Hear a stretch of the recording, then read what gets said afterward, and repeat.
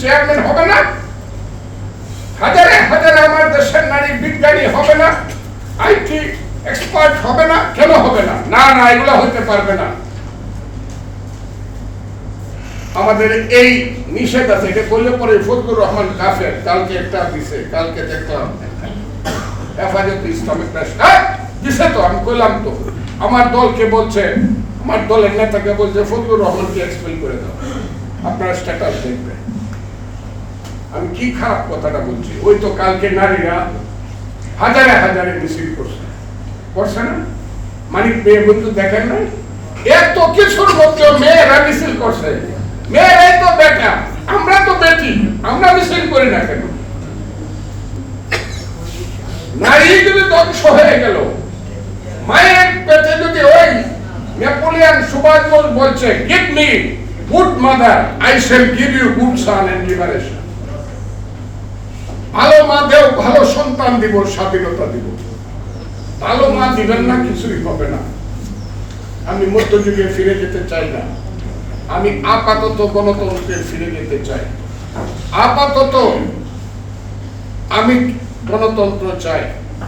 আর সর্বশেষ আমি চাই, এই সালাম ভাই বসে রয়েছে, মাঝে মধ্যে একটু সেলাই করে রাখি মুখটা।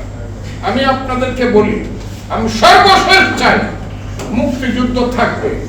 মুক্তিযুদ্ধ না থাকলে বাংলাদেশ থাকে না। ও আমার বোন, কেউ যদি ক্রিকেট খেলে সেও আমার বোন। নারী খেলবে, দৌড়াবে, পাটের 3 ছেলে হলে এক ছেলে মাদ্রাসায় যাবে, আরেক ছেলে আধুনিক লেখাপড়া করে ঢাকা ইউনিভার্সিটিতে যাবে। ঢাকা ইউনিভার্সিটি হলো খোলা জায়গা, বিশ্ববিদ্যালয়, 24 মান জায়গা, মহাসাগর। এটাকে সিনিয়র মাদ্রাসা বানানো যাবে না।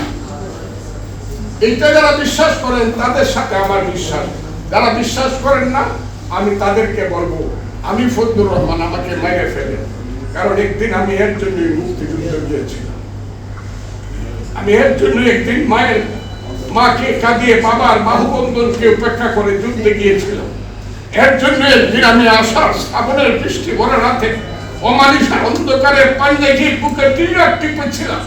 স্বপ্নে দেখেছিলাম দেশ যদি স্বাধীন হয় পাঞ্জাবি চলে যাবে, বাংলার পূর্বাকাশে ঝলমল করে স্বাধীনতার রক্তিম সূর্য উঠবে। সেই স্বাধীন দেশে বাঙালি স্বাধীন হবে।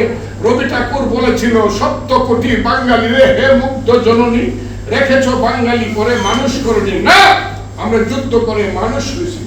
সেই মানুষ আমরা হতে চাই, পৃথিবীর সঙ্গে আমরা কম্পিটিশন করতে চাই। প্রত্যেক দিন রাতের বেলায় ঘুমাইলে পরে ঘুম হয় না।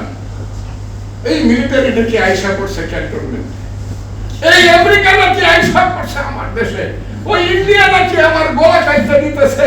এই একটা দেশে বসবাস করার জন্য যুদ্ধ করছিলাম। আমরা শান্তি চাই না? আমরা আমার সন্তানের ভবিষ্যৎ চাই না? আমার সন্তানের দেশে নিশ্চিন্ত ভাবে একটা স্বাধীন দেশে থাকবে, এটা আমরা চাই না?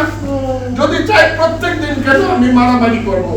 আলিমও আমার ভাই, মাস্টারও আমার ভাই, মাদ্রাসার শিক্ষকও আমার ভাই। আমরা সবাই একসাথে গণতন্ত্র মাইনা থাকবো। আর আমি সবচেয়ে বড় কথাটা, শেষ কথাটা আজকে বলতেছি, যারা আমাদেরকে আনছে, আপনারা যদি সঠিকভাবে না লেখেন, কলম যদি স্তব্ধ হয়ে যায়, একজন লেখকের কলমের মূল্যায়ন 100 শহীদের চেয়ে অনেক গুরুত্বপূর্ণ।